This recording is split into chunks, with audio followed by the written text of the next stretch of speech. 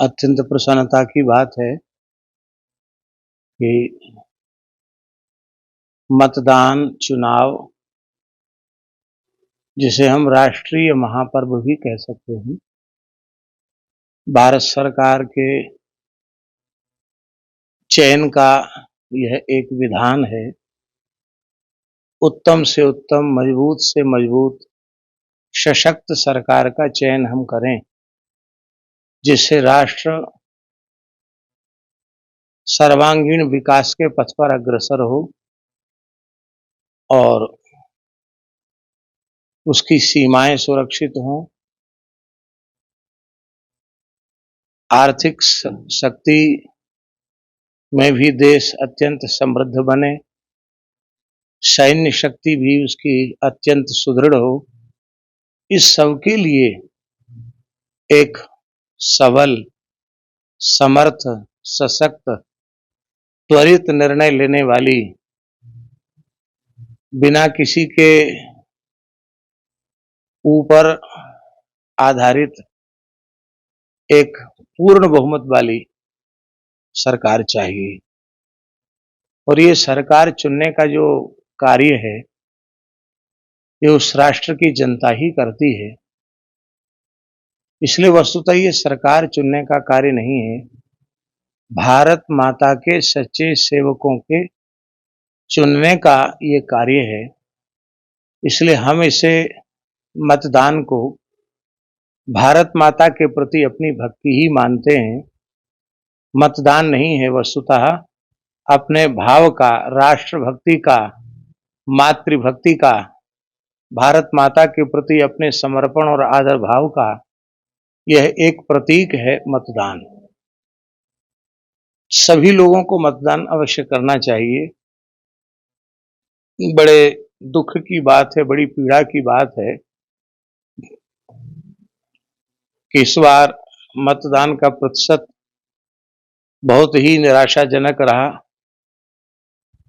यद्यपि हनुमत जयंती वाले दिन, चैत्री पूर्णिमा को, भवितव्यतावश मेरे पैर में फ्रैक्चर हो गया और पैर की स्थिति ऐसी थी कि हम वहां जा नहीं सकते थे, लेकिन फिर भी उस परिस्थिति में हम मतदान करने गए, क्योंकि यदि हम स्वयं मतदान नहीं करते तो दूसरे को मतदान के लिए प्रेरित हम कैसे कर सकते हैं। इसलिए अत्यंत आवश्यक है कि प्रत्येक भारत का नागरिक अत्यंत उत्साहपूर्वक, श्रद्धापूर्वक, लाख करोड़ काम अति आवश्यक हों उनको भी छोड़कर एक सबल, सशक्त सरकार के चुनने का कार्य करें, मतदान अवश्य दें। और मतदान भारत के भविष्य का फैसला करता है।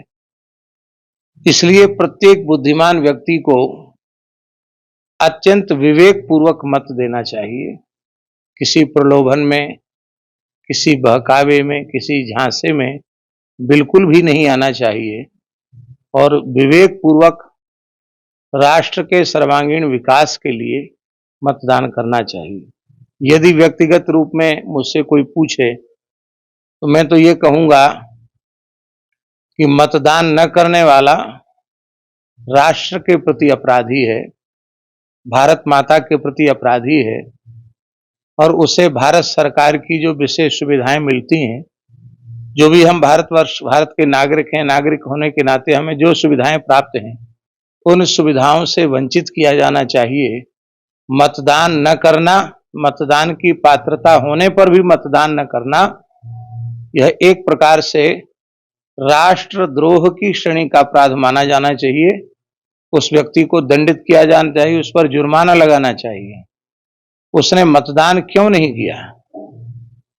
तो हम यह आग्रह करते हैं सभी भारतवर्ष के नागरिकों से कि आप धर्म प्राण भारतवर्ष की पवित्र धरती पर जन्मे हैं। भारत माता के प्रति आपकी जन्मजात ही अगाध श्रद्धा और निष्ठा है।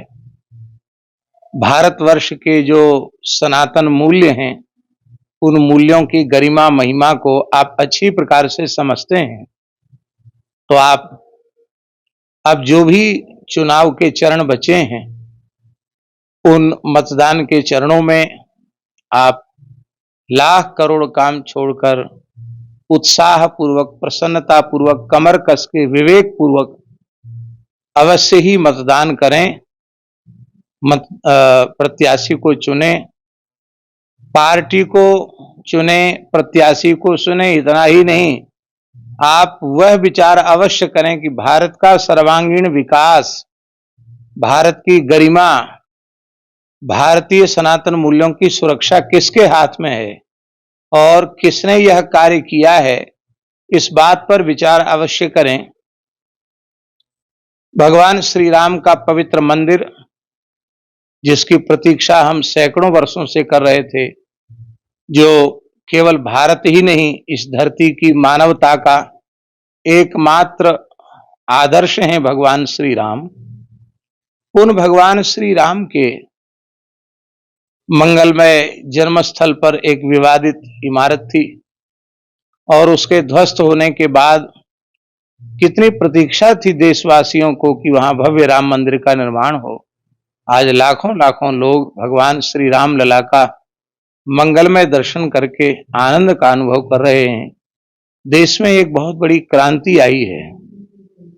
तो यह विचार भी करना चाहिए, हमारे प्राचीन धर्मस्थल, चाहे विश्वनाथ कॉरिडोर हो, चाहे महाकाल लोक हो, इन सब के रूप में कार्य हो रहे हैं। हमारे बिहारी जी के मंदिर को भी भव्य दिव्य रूप में बिहारी जी के कॉरिडोर बनाने का कार्य भी सुनिश्चित हो चुका है और पूरे विश्व में भारतवर्ष की प्रतिष्ठा बढ़ी है, आर्थिक प्रगति भारत की हुई है।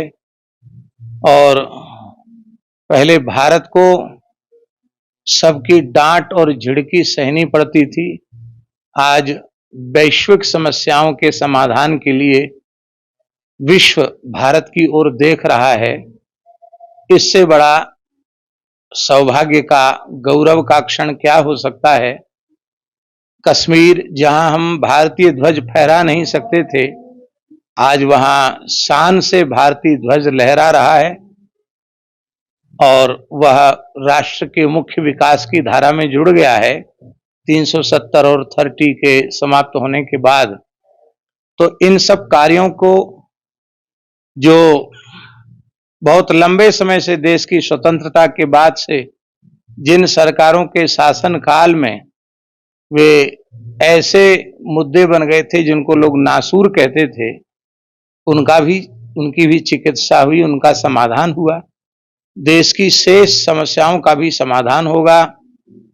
भारत जल्दी ही तीसरी आर्थिक शक्ति बनेगा और इतना ही नहीं, भारतवर्ष की धरती गोवध के कलंक से भी विमुक्त होगी। गो आधारित संपूर्ण भारतीयता का विकास भी होगा। दूसरे लोगों से हम गोरक्षा की आशा इसलिए नहीं कर सकते क्योंकि ये करने वाले होते तो अपने लगभग 60 वर्ष के शासन काल में इन्होंने कर दिया होता, लेकिन ये नहीं कर सके। तो जो कार्य करने वाले हैं उन्हीं से कार्य की आशा भी की जा सकती है।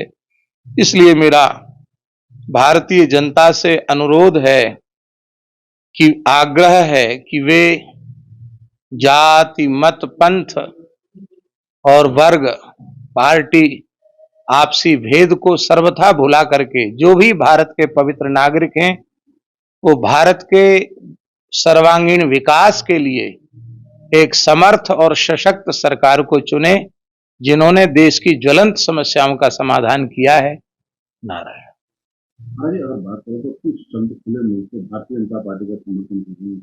उनका कहना है कि राम मंदिर बना है जो कल्पना से बाहर था, कितना उचित मानते हैं? वस्तुतः जो संत होते हैं वे न किसी जाति के होते हैं, न किसी पार्टी के होते हैं और न किसी पंथ के आग्रही होते हैं। वे सत्य के आग्रही होते हैं। भारतीय जनता पार्टी ही नहीं, देश में जो कार्य भारतीय जनता पार्टी को निमित्त बनाकर भगवान ने किए हैं, वह कार्य कांग्रेस करती तो क्या संत कांग्रेस की प्रशंसा नहीं करते, अथवा अन्य कोई पार्टी करती तो क्या उसकी प्रशंसा नहीं करते? अवश्य करते। इसलिए ऐसा नहीं है कि संत कोई बीजेपी के पक्षपाती हों। उन्होंने जो कार्य भारतीयता के लिए, राष्ट्रीयता के लिए, वैदिक सनातन संस्कृति की सुरक्षा के लिए अत्यंत अत्यंत आवश्यक थे और जनता के लिए अपेक्षित थे, वह कार्य करके उन्होंने दिखाया है। इसलिए खुले मन से भारतवर्ष के सभी संत यह चाहते हैं कि सनातन मूल्यों की सुरक्षा करने वाली, गोरक्षा करने वाली, सभी के साथ समान व्यवहार करने वाली, समान नागरिकता को इस धरती पर, भारत की धरती पर स्थापित करने वाली 140 करोड़ देशवासियों के प्रति पूरी तरह न्याय करने वाली एक सशक्त सरकार हो। और वह संभावनाएं भारतीय जनता पार्टी में यदि दिखाई पड़ रही हैं और उनका पक्ष यदि संत लेते हैं तो अनुचित नहीं है, बिल्कुल ठीक है। हाँ जी, अगर बात करें तो विपक्ष कहता है मंदिर से पेट नहीं पड़ता है, महंगाई बढ़ रही है, बेरोजगारी बढ़ रही है, इस पर सरकार का कोई ध्यान नहीं है। कितना सहमत है? महंगाई केवल इन 10 वर्षों में बढ़ी है क्या? बेरोजगारी केवल इन 10 वर्षों में बढ़ी है क्या? इसके पहले क्या बेरोजगारी नहीं थी? इसके पहले क्या महंगाई नहीं थी? इसके पहले क्या गरीबी नहीं थी?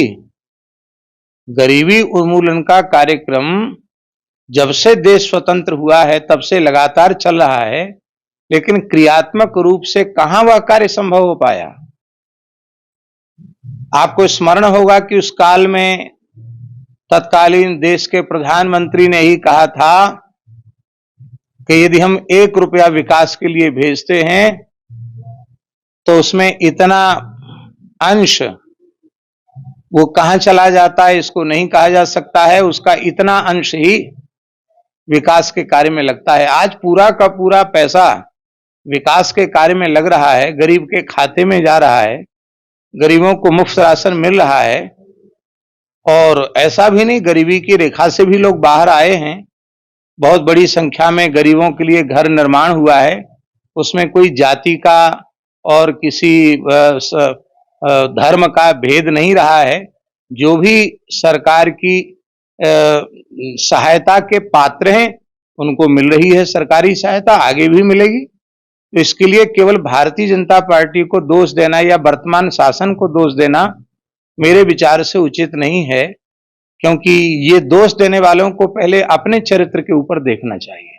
महाराज, अगर बात करें तो देश के प्रधानमंत्री नरेंद्र मोदी लोगों को गारंटी दे रहे हैं, संत उनकी गारंटी पर कितना विश्वास करते हैं? देखिए, ऐसा है कि गारंटी वही दे सकता है जो अत्यंत पुरुषार्थ और आत्मविश्वास से पूरी तरह भरा हुआ हो, कार्य करने की जिसमें क्षमता हो, बिना रुके, बिना थके और बिना झुके, जो देश के हित में अहर्निश कार्य कर सकता हो। देखिए, ऐसा है कि गारंटी वही दे सकता है जो अत्यंत पुरुषार्थ और आत्मविश्वास से पूरी तरह भरा हुआ हो, कार्य करने की जिसमें क्षमता हो, बिना रुके, बिना थके और बिना झुके, जो देश के हित में अहर्निश कार्य कर सकता हो, उसकी गारंटी पर विश्वास सबको करना चाहिए। क्योंकि हमारे विचार से इस देश के स्वतंत्र होने के बाद मोदी जी देश के पहले ऐसे प्रधानमंत्री हैं जिन्होंने अपने कार्यकाल में एक दिन का भी अवकाश नहीं लिया। बिना थके, बिना रुके, बिना झुके निरंतर वे भारत माता की सेवा में समर्पित भाव से लगे रहे। उन्होंने जो कहा उसको पूरा किया और जो कह रहे हैं उसको भी पूरा करेंगे। भगवान श्री राम, भारत माता, गौ माता, धरती माता उन्हें यह सब करने की सामर्थ्य प्रदान करेगी। और भारतीय मतदाता भी, हमें विश्वास है कि भारत माता के प्रति सच्ची श्रद्धा व्यक्त करते हुए वो भी अपना मत मोदी जी को दे करके और उनके लक्ष्य से भी अधिक उनकी झोली में मत डाल करके और इस राष्ट्र को एक सशक्त और समर्थ राष्ट्र बनाने में अपनी भूमिका करेंगे, ऐसा हमारा विश्वास है।